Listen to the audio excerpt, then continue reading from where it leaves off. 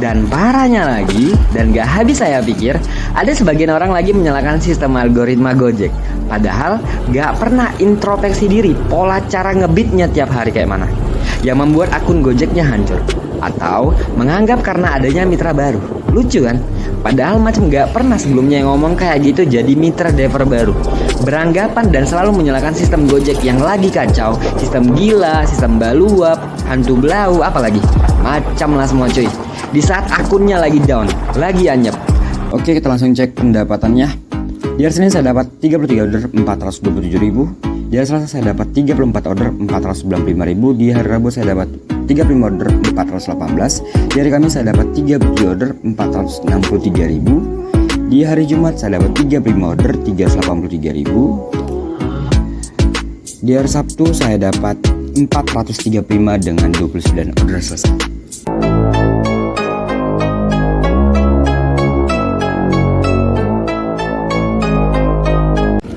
Oke, teman-teman, balik lagi ke channel saya Putra Rezeki di sini. Salam satu aspal. Gimana kabar teman-teman semuanya? Semoga selalu dalam keadaan sehat ya, dan terus-menerus dilancarkan rezekinya.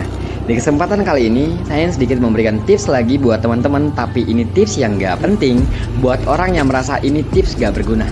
Tapi bila mana seseorang berpikir secara logika dan berpikir secara cerdas aja, ini tips yang sangat berguna serta bermanfaat buat akun Gojek drivernya. Oke, langsung aja ya. Dalam seminggu ini, bahkan di dalam 2 minggu belakangan ini, begitu banyak teman-teman saya driver Gojek khususnya di kota Medan yang hancur gitu aja akunnya tanpa sebab. Dan mungkin juga di kota-kota lain merasakan hal yang sama. Padahal menjelang akhir tahun luar biasa loh orderannya. Ya iya, karena dari tahun ke tahun kan emang seperti itu banjir promo. Kebutuhan banyak menjelang akhir tahun, orderan pun jadi meningkat pesat. Dan perlu teman-teman pahami juga, dari tahun ke tahun hingga di awal tahun pastinya terjadi penurunan distribusi order. Customer itu pasti menghemat karena udah jor-joran loh di akhir tahun kemarin.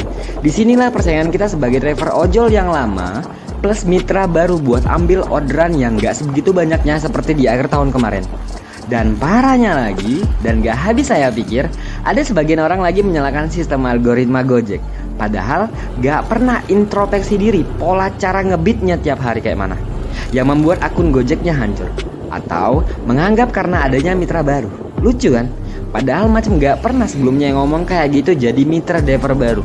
Beranggapan dan selalu menyalahkan sistem Gojek yang lagi kacau, sistem gila, sistem baluap, hantu blau, apalagi macam lah semua cuy. Di saat akunnya lagi down, lagi anyep. Tapi di saat akunnya di atas angin, lagi gacor-gacornya macam kapas, apa-apa nyedot langsung sombong loh. Mengklaim bahwasanya dirinya paling hebat, akunnya luar biasa gacor. Aduh, ampun lah. Ini versi saya ya. Sebenarnya nggak bosan-bosan saya bilang ke teman-teman juga, jangan pernah jadi tolak ukur kegacoran suatu akun Gojek teman-teman adalah total trip per harinya. Dan durasi jam ngebitnya jadi hancur berantakan akibat durasi cepet, trip demi trip di hari, dimana karena orderan trek pendek yang dikasih terus-menerus ke akun Gojek kita. Sederhananya gini deh, contoh di kota saya, 7.200 untuk orderan goreng, 8.000 untuk orderan Gomat dan Gosen. Untuk GoFood sendiri bervariasi 0, sampai 2 kilo 6.400, 2 kilo sampai 3,9 kilo itu 8.000. Contoh ya, seorang driver karena patokan kegacoran akunnya adalah total trip yang diterima per hari dan memutuskan buat pulang cepat di hari Kamis dan Jumat karena udah capek target nih, 20 trip tapi pendek semua. Dengan pendapatan hanya 170.000. Padahal dari hari Senin, Selasa dan Rabu bisa tembus loh di 20 trip juga. Tapi diangkat 300.000 lebih. Karena merasa trip itu jadi patokannya, dilakukan terus-menerus kayak gitu. Lama-lama pendapatannya pelan-pelan berkurang secara perlahan tanpa dia sadari. Dan beranggapan di rolling lah gacornya, salahkan sistem Gojek lagi, terapi akun Gojek lagi dari awal, terus-menerus kayak gitu. Koreksi kalau emang saya salah ya.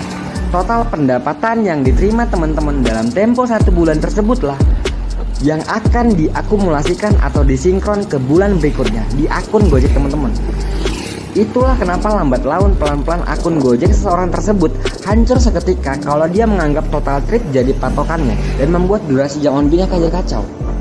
Dan satu hal lagi, kalau masuk logika teman-teman, pernah nggak IT Gojek keluarkan statement seperti ini?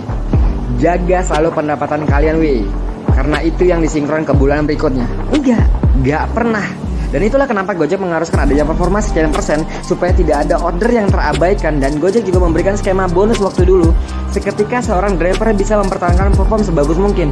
Supaya apa? Supaya tidak ada order yang terabaikan dan customer Gojek ini tidak merasa kecewa ke aplikasi Gojek, ke aplikasi Gojek Customer. Dan itu juga kenapa Gojek juga membuka pendaftaran mitra baru sebanyak-banyaknya. Supaya apa? Supaya kalaupun ada driver yang komplain dengan tidak adanya bonus atau sistem Gojek yang terus-menerus berubah, dan seketika juga memutuskan untuk tidak menjadi driver Gojek lagi, di belakangmu masih ada yang mau isi slotmu itu. Gojek gak pernah rugi. Kita mitra dan hanya sebagai mitra. Sampai gak kira-kira? Semoga tips dan trik simple ini bisa teman-teman terapkan di akun teman-teman, supaya pendapatan bersih yang stabil lah yang kita bawa pulang, bukan yang lain. Kerja keras kita gak pernah mengkhianati hasil. Oke lah, segitu dulu yang ingin saya sampaikan. Like kalau emang suka sama video ini, dislike kalau emang gak suka. Bantu share video ini jika video ini bisa bermanfaat buat teman-teman yang lain. Sampai jumpa di video saya selanjutnya teman-teman. Dadah. Oke teman-teman, ini ada di screen recorder di HP saya. Kita mereview dulu nih pendapatan 1 minggu ini di akun Gojek driver saya. Kita langsung aja buka aplikasi GoPadernya. Kita klik masuk. Ini ada di rumah saya. Ini hari Minggu tanggal 30 Januari 2022. Kita langsung cek riwayat order terakhirnya. Itu di jam setengah 8 malam, jam 19:23. Di dalam seminggu ini, 2 minggu nih, bahkan 1 bulan ini saya keluar siang. Buat teman-teman yang merasa kepengen pulang cepet, jangan pernah keluar siang deh. Macet bos. Aduh, kalau bisa bis subuh lah. Kalau pengen ya pendapatannya lebih besar lah. Kalau keluar siang pasti kalah saing dengan teman-teman yang pejuang subuh, karena ya tidak ada saingan gitu. Dan bisa beres cepat lah dengan target pribadi yang sudah diatur sedemikian rupa lah, target pribadi. Oke, ini saya on beatnya itu di jam 7:25. Buat teman-teman juga yang nanya, Bang, kenapa kok kuat pinggangnya? Terus kenapa kok paksa kali 12 sampai 13 jam gitu? Oke, ini saya jawab satu ya. Kenapa kuat kali pinggangnya? Mungkin karena sudah terlatih. Terus tanya, minum apa gitu? Ya gak ada minum apa-apa, minum air putih doang gitu, sama minum es kelapa. Ya kenapa bisa kuat pinggangnya? Dikarenakan mungkin dulunya bekas mantan pekerja tower. Meskipun saya sebagai software engineer gitu, teman-teman saya yang rigger dan member itu yang pekerjaannya di atas, pasang antena sektor, terus transmisi dan sebagainya, kita kan sudah satu tim. Gimana caranya supaya pekerjaan itu cepat selesai? Mau tidak mau kita harus bantu gitu loh. Tarik tambang, naik ke atas 72 meter, bolak-balik gitu loh. Jadi ya fisiknya sudah terlatih gitu. Buat teman-teman juga nanya yang 12 sampai 13 jam, kenapa paksa kali? Terus masalahnya apa? Gitu loh. Ini kan buat keluargaku, bukan buat keluargamu gitu loh. Ini buat orang yang nanya di komenan YouTube, kenapa paksa kali? Itu jawabannya bos. Paham? sorry. Jangan ngawur soalnya. Pembahasannya. Oke, 28 Januari saya jam 7 malam juga. Selesainya on beatnya itu. Ini buat hari Jumat, ini juga ada sedikit kopdar dadakan. Ya, beberapa teman dekat saya lah yang notabene karena titik ya akurasinya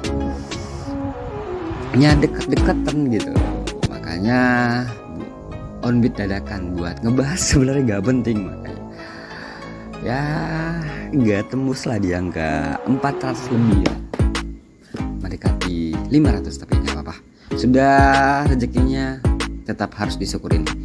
Oke, 28 Januari saya on beatnya itu di jam 6:15. Di tanggal 27 Januari juga, 27 Januari juga setengah 7 malam. Ini dia, saya juga mau cerita. Orderan e-commerce di tahun ini, di awal tahun memang cukup menurun. Makanya kebanyakan order Gorat yang saya dapat dibandingkan orderan Gosen. Bisa hitung 1 atau 2 lah. Orderan Gosen itu pun Gosen biasa gitu. E-commerce bisa hitung lah. Mau satu hari satu, mau sehari itu nggak ada. Oke, ini kita langsung cek. Ini 5:30 pagi juga. Senin, Selasa, Rabu, Kamis, Jumat, dan Sabtu 12 sampai 13 jam kerja. Ikut dengan jam istirahat 30 sampai 40 menit buat makan siang dan gerak badan. Oke, kita langsung cek pendapatannya. Di hari Senin saya dapat 33 order 427.000. Di hari Selasa saya dapat 34 order 495.000. Di hari Rabu saya dapat 35 order 418. Di hari Kamis saya dapat 37 order 463.000. Di hari Jumat saya dapat 35 order 383.000. Di hari Sabtu saya dapat 435 dengan 29 order selesai. Ini yang saya bilang tadi, kami yang tergabung dalam single factor tidak pernah memikirin trip buat jadi tolak ukur akunnya baik-baik aja, tapi di pendapatan. Karena di pendapatan itu kami selalu prinsip itu yang diakumulasikan ke bulan berikutnya. Gak butuh selisih pendapatan ataupun performa gitu. Karena itu gak penting buat kami, buat saya pribadi. Oke, di hari Minggu saya libur. Buat teman-teman akunnya yang lagi down, jangan pernah nyerah, tetap save to ready. Tetap semangat, salam satu aspal.